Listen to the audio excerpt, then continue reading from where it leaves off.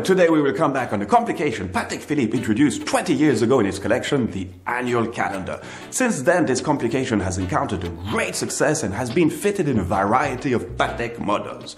So to summarize, the annual calendar is a really practical complication as you don't have to manually change dates on the passage from the 30th to the 1st on 30-day month. So for instance, in November, the date will automatically jump from the 30th to the 1st of December, and this in a matter of minutes.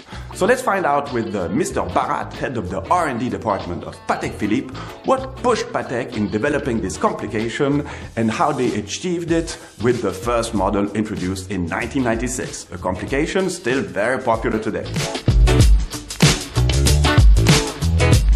C'est une histoire qui a débuté en 1991 en fait. D'abord, ça a été même un travail de diplôme qu'on a donné à un jeune ingénieur, qu'on a engagé par la suite et qui a fait tout le développement jusqu'en 1996, la date de sortie. En fait, dans les années 90, il faut se souvenir que chez Patek, on avait des complications simples, simplement la date, ou le quantième perpétuel.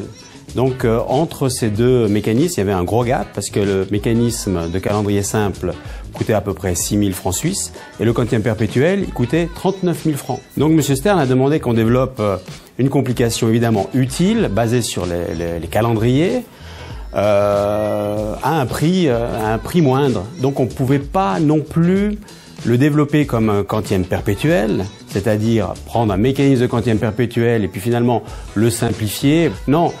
L'objectif, c'était de partir sur un calendrier simple et de le faire évoluer. Ensuite, il y avait des problèmes de fabrication. Un quantième perpétuel, il a ce qu'on appelle la grande bascule, qui est un gros levier qui fait toutes les fonctions du quantième perpétuel. Donc il a des bras partout, et puis il est fraisé dessus et dessous. Donc c'est une pièce très chère à réaliser. Donc aussi pour avoir un prix meilleur pour le quantième manuel, il fallait le faire de manière beaucoup plus simple. Donc c'est pour ça que les composants d'un quantième manuel, en fait toutes les pièces sont plates. Toutes les pièces sont plates, par contre elles sont assemblées avec des goupilles, mais à l'époque ça revenait moins cher de faire des assemblages que de faire des usinages compliqués. Les difficultés rencontrées, c'est simple parce qu'on n'avait aucune idée comment faire le mécanisme.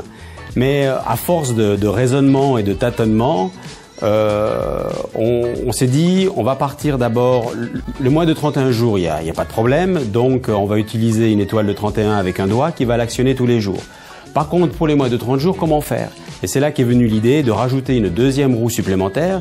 Cette roue, on s'est rendu compte, puisqu'elle ne travaillait qu'un jour par mois, elle avait besoin que d'une dent. Donc cette roue, elle s'est transformée en petit levier que l'on appelle nous le dauphin parce qu'il a une forme particulière.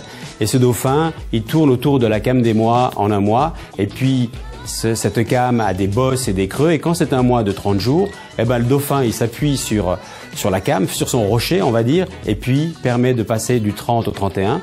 Et ensuite, le doigt suivant passe le 31 au premier. La conception de ce quantième manuel, finalement, était une rupture vis-à-vis des complications traditionnelles. Les complications traditionnelles, les leviers, les grandes bascules, enfin, on a été éduqués comme ça, on a même appris à l'école comme ça. Donc il fallait vraiment se détacher de tout ceci et puis de revoir la construction des mécanismes dits modernes. Donc le quantième manuel a été le point de départ après du renouveau des heures universelles, des travel time, repris des idées des brevets de l'époque, mais modernisé avec plus de sécurité, plus de fonctionnalité, plus d'ergonomie pour le client.